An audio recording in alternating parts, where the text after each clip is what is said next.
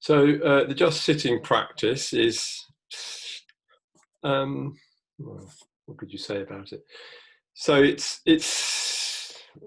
looking more from the point of view of resting back in awareness, simply being aware.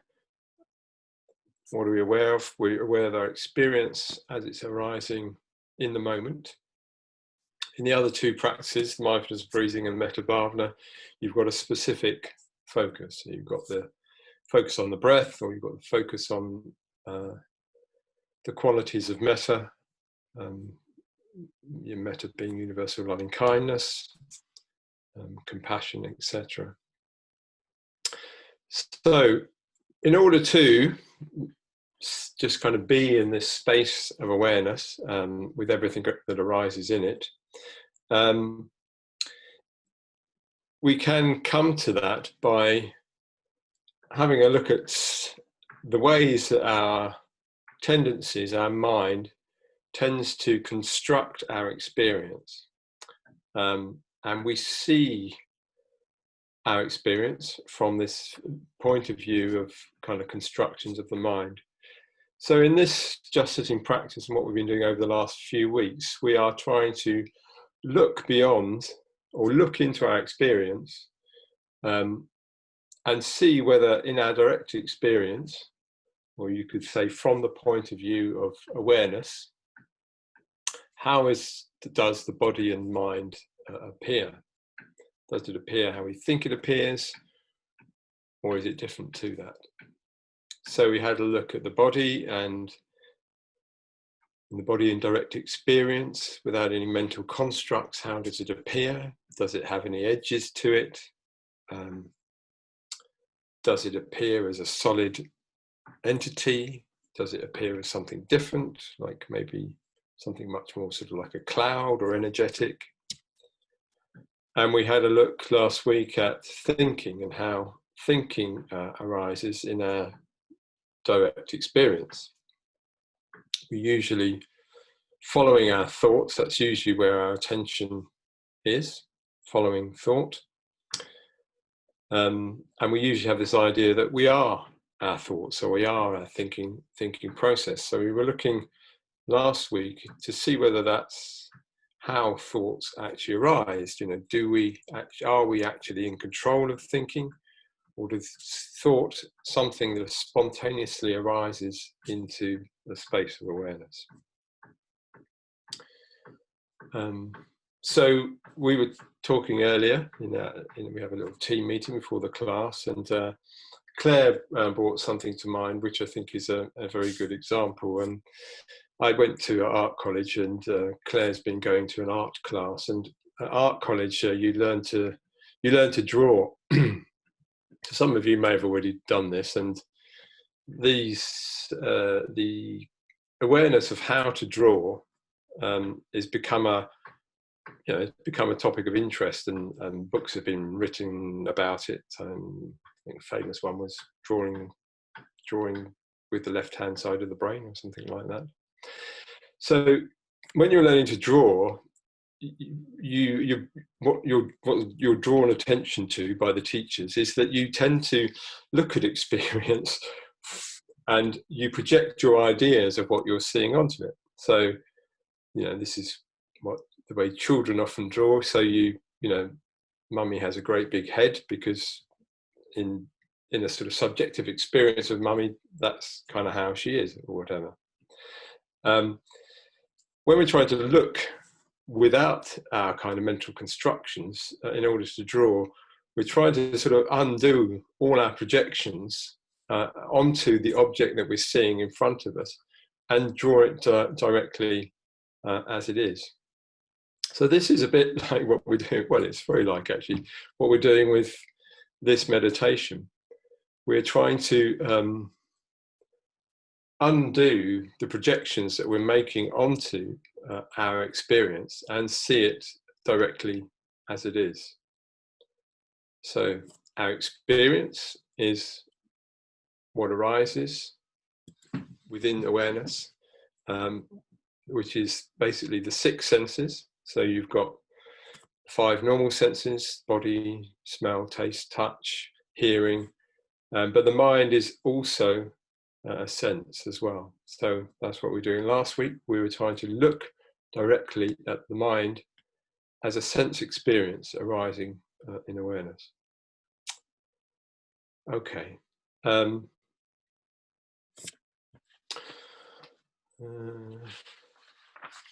Yeah. So a little bit more. So this is just to put it in a bit of context of Buddhism and Buddhist thought. So the reason we suffer, Buddhist thought says, is that we don't see things as they really are. And the not seeing things as they really are causes us to act out of that unrealistic seeing. And this is what produces suffering. So, some of you might have been there at the class last night, and we were looking at the mind and how the mind creates all sorts of phenomena like expectations, past conditioning, and those expectations and that conditioning that the mind has causes us to relate to experience not as it is. Expectations is a particularly good example. So we expect things to be other than they are. So I don't know how many of you drive, but driving, we expect to have a clear road in front of us and no other drivers doing anything that annoys us. When this doesn't happen, which of course it doesn't, because there's many people using some very overcrowded roads, and everybody, making errors in their driving judgments. When it doesn't happen, we get annoyed. We can't accept that things are not the way that they actually are. So we've got this huge expectation about what's supposed to happen when we go driving. We have expectations about other people, how they should behave, in ways that generally make things easier and more pleasing for us. But of course, other people are independent of us and they will behave in the ways that they behave. So these expectations that the mind creates constructs a whole sort of a web of views that acts like a veil over our experience. The Buddhist word for that is nyaya, which literally means something like veil. So Buddhism is saying that our experience is veiled by these mental constructions and preconceived ideas about how reality is or should be. There's two components to these veils. So one component is the veil of our views. So this is views and beliefs about reality. And the other veil is the veil of what's called klesha, which is often translated as something like mental, defilements is often used, but you could talk about it as sort of mental emotional clouding. So this is our emotional attachments, our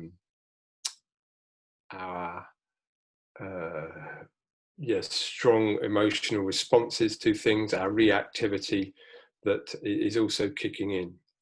The two things are connected together. So by looking at our views and seeing whether our views are actually true and trying to see past the incorrect views we have about things, this helps to unease the burden of our emotional reactivity. We can also come at it from the point of view of our emotional reactivity, so reconditioning our emotions, and this is what we do in the Metta Bhavana. We recondition negative emotion into positive emotion. Also helps to alleviate the reactivity of our minds. And the Buddha said that all of this is conditioning. It all rises in dependence upon conditions. So something that is conditioned can also be unconditioned. And you know what the Buddha taught was basically this way to uncondition the mind from all its preconceived and erroneous notions about the way things are. And down at the core of that, there were some very fundamental conditionings that we carry, that we're not even aware of, that are creating this whole mass of our suffering. So we are, seeing things as permanent, or we're expecting things to be permanent when they're not permanent, and so life is constantly changing. The corollary of that is that life is constantly changing, and we are trying to constantly sort of hold life in a fixed position in relationship to ourselves. We believe things that are solid, that they have some enduring, solid entity to them. And the Buddha said, well, this is not the case. And trying to see life, or seeing life as being something solid and fixed, is again a cause of our suffering. Okay. So, what we're doing with this just sitting practice is taking a look at some of those preconceived notions and trying to see beyond them. So we'll do a meditation today. Rather than introducing something new, I'm just going to lead us in a recap of what we've been doing over the last few weeks. So we'll start with our usual way, getting grounded in the body, coming out of our thinking minds, coming into awareness, and we'll look at how the body appears in direct experience, and also have another look at how thoughts, mental constructions arise in direct experience.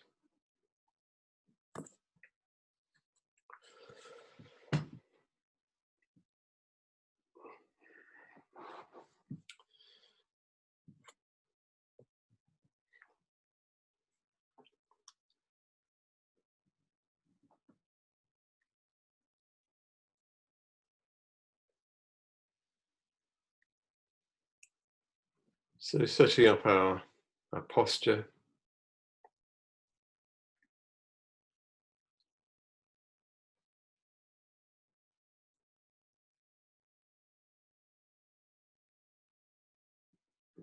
Posture is a recognition that to practice meditation, to practice awareness, practice Buddhism, we need supportive conditions. So we're trying to set up a posture that's going to give us the best support for our meditation practice. So we wanted a grounded, stable posture that is going to enable us to feel supported,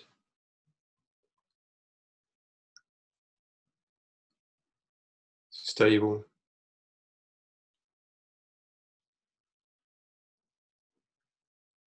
and because of that we can relax into the space of awareness, of meditation, with that support. And at the same time, we want a posture that's going to keep us alert,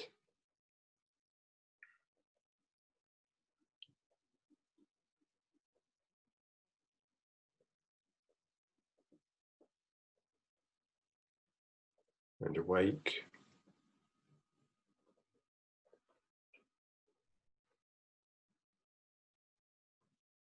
So grounding in the posture comes from stable contact with the floor, with the cushions, with the seat, and Below that, the earth.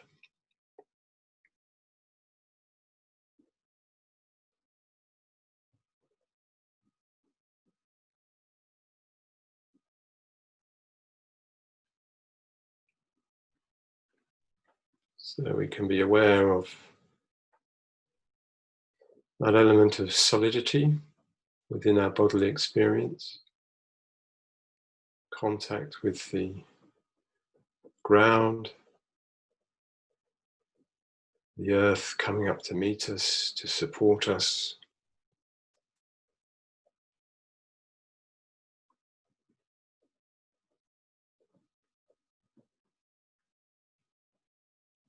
And we can relax into the posture. So we can just give up the body to gravity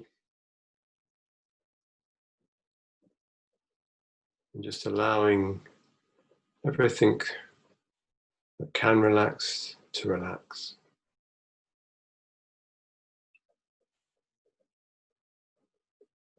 With time, as we meditate, we may become more aware of the places that we might hold on in the body. So it could be anywhere, but common places for holding on are in the neck and shoulders, in the face, and also in the lower abdomen.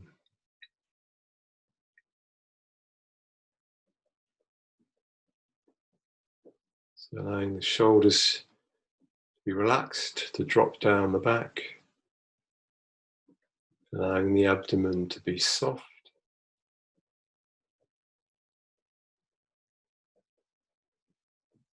and to just gently rise and fall,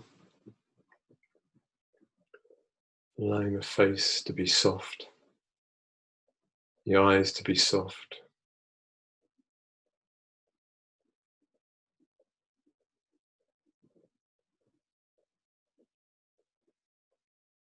Maybe taking a few deeper breaths, drawing energy into the body, keeping the relaxation.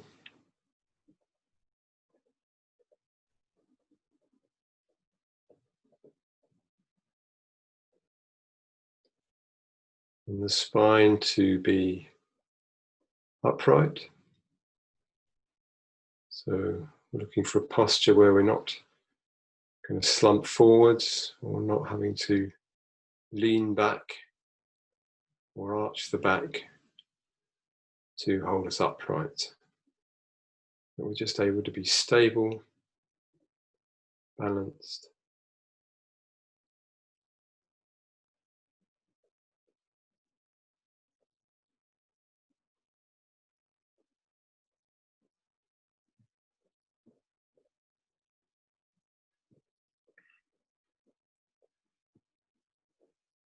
And as we breathe in, we can imagine ourselves drawing up breath from the earth,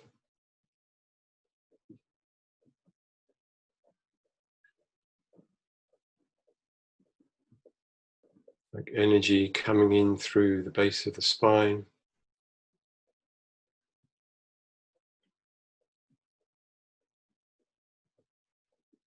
up the spine and out the top of the head.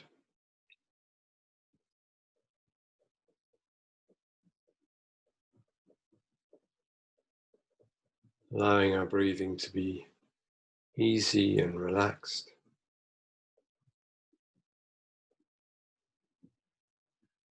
but at the same time deep.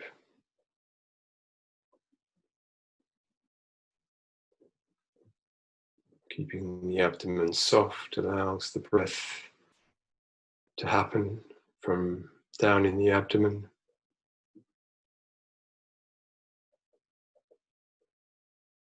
And sufficient energy is drawn into the body to keep the meditation alive, the body alive, the mind bright.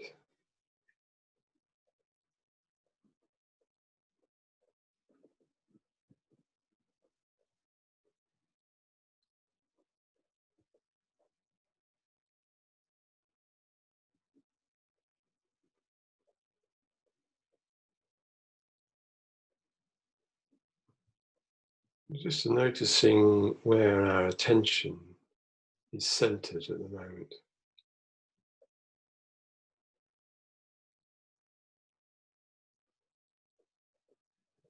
Is our attention with the body, or is it more up in the head?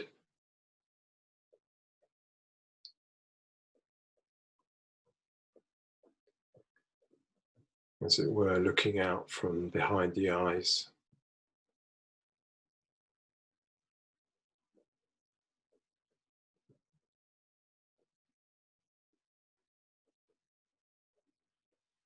So if attention wants to go to the head, the attention is very much with thinking, on hooking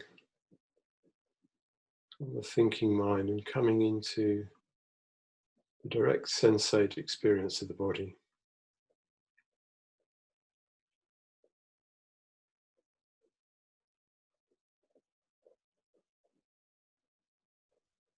So the body is a great ally in meditation. If we are in our direct sensate experience, if our attention awareness is there, it can't at the same time be in our thoughts.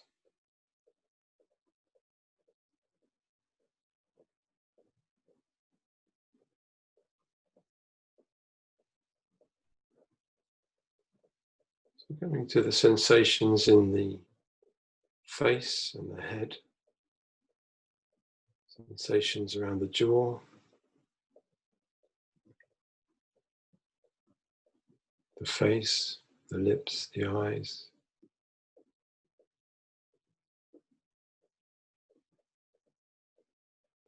Making some effort to contact the actual sensations themselves. How do they appear to us?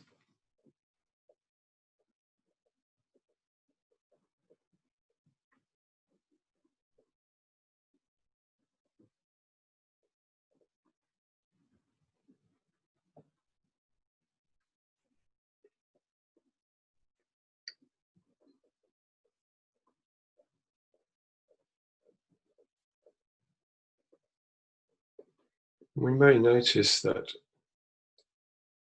our attention can rest directly in the sensate experience.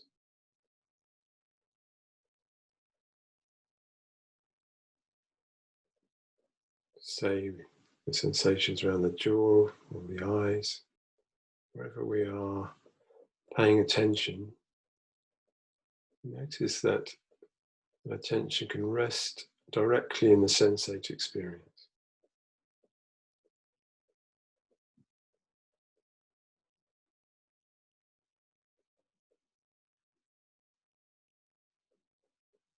You might also notice there is a satisfaction in being in a direct sensate bodily experience.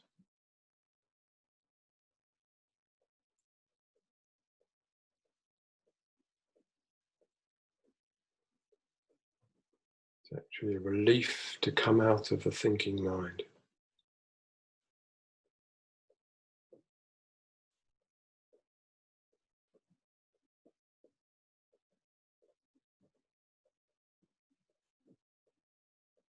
So we're going to just take our attention down the body,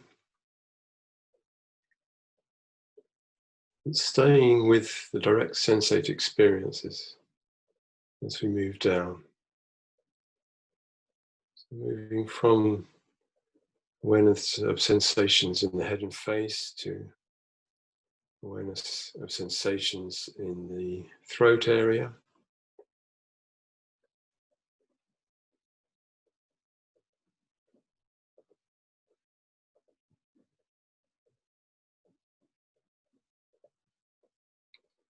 Sometimes when we are asked to become aware of a part of the body that we're not normally aware of, sensations can seem a bit vague at first. And if we stay with it, we can start to notice something there. So the throat can be like this.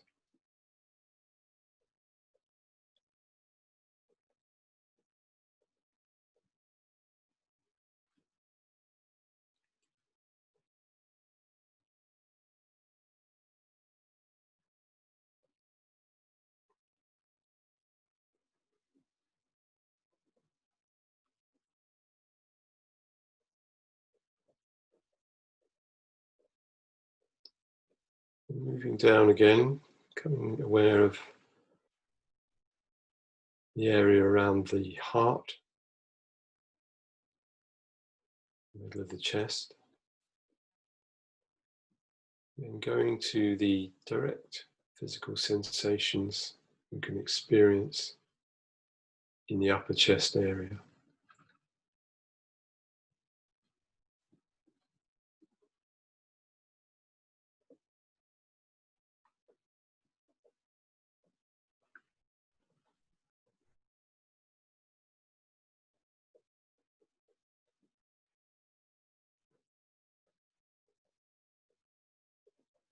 Sometimes just going